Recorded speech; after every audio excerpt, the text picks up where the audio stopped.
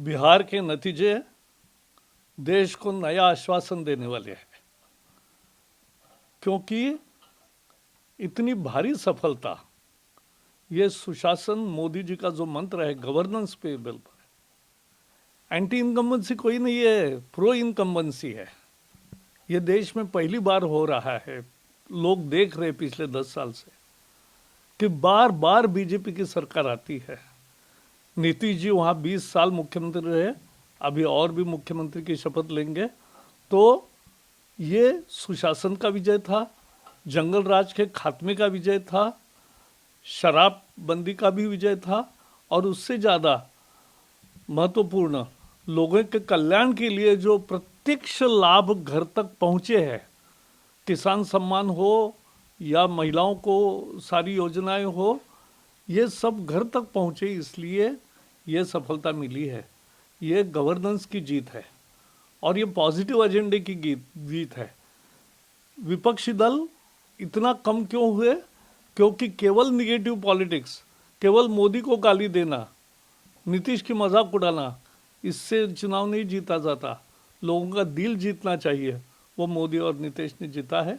और इसलिए मोदी जी का ये विजय पश्चिम बंगाल से केरल तक सभी जगह उसका फल मिलेगा, और यही ट्रेंड आपको आने वाले चुनावों में भी देखना मिलेगा।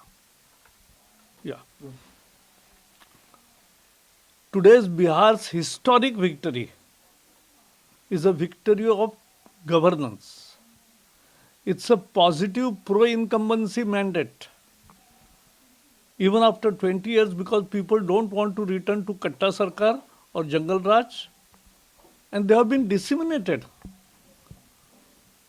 Ours is a positive agenda, development agenda, governance agenda. And on that, Modi ji's government has become popular everywhere because benefits are reaching to the beneficiaries directly in their home, in their bank accounts. And that is why they are so happy. First time they are seeing this after independence. And therefore, Modi ji's this victory, and Nitish will be chief minister, but Modi ji's this victory will definitely mark and have resonated effect in right from West Bengal to Kerala, where elections are due, in Tamil Nadu, where elections are due in April. So this will resonate everywhere, and therefore it's a day of celebration, not only for us, but for people of India, because it is this real democracy, where people are voting in large number. 100 crore people is a both, and 70-80 crore people vote. Like that, here also percentage increased because people have faith in Modi and good governance. Bihar मधला आजचा विजय हा ऐतिहासिक विजय आहे, हा सुशासनाचा विजय आहे. जंगल राज आणि कट्टा राज पासून लोकांना मुक्तीच हवी आहे, आणि ती पुन्हा लोकांनी दिलेली आहे.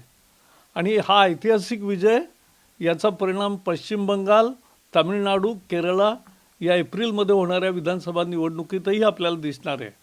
आणि म्हणून माझा पक्का विश्वास आहे की मोदीजींनी जो घरी घरी प्रत्येकाच्या बँक खात्यामध्ये आणि घरी बेनिफिट पोचवला, त्याचा हा लाभ आहे.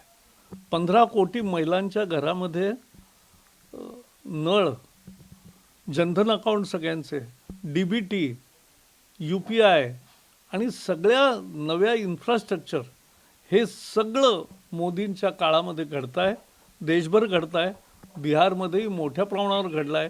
आणि म्हणून त्याला लोकांनी पॉझिटिव्ह जनादेश आहे, हा सकारात्मक जनादेश आहे, आणि म्हणून याचं स्वागतच केलं पाहिजे. आणि विरोधी पक्षांना कधी कळेल मला माहीत नाही की नुसतं निगेटिव्ह आणि मोदींना शिव्या देऊन तुमचं राज्य कधीच येणार नाही. तुम्हाला मेहनत करावी लागेल, ती करण्याची तुमची तयारी नाही. आणि त्यामुळे आता डायनास्टी या पक्षांचा अंत होण्याचा जवळ आहे, आणि लोकशाही मार्गाने चालणारी पार्टी, लोकशाही आपल्या देशामध्ये अस्तित्वात आहे याचा विश्वास देणारी ही निवडणूक आहे. विजयाबद्दल मोदीजींचं आणि सगळ्या नितीशजींचं आणि बाकी सगळ्या टीमचं आभार, अभिनंदन.